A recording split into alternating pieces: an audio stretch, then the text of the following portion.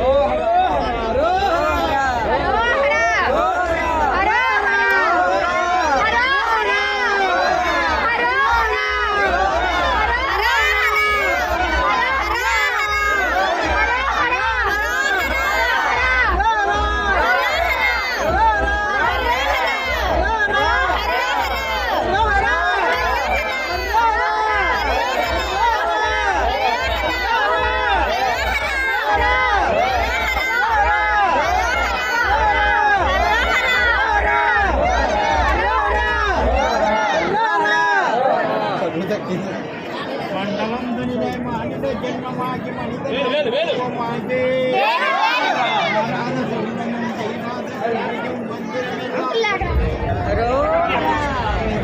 speed గా వెళ్ళిపోయా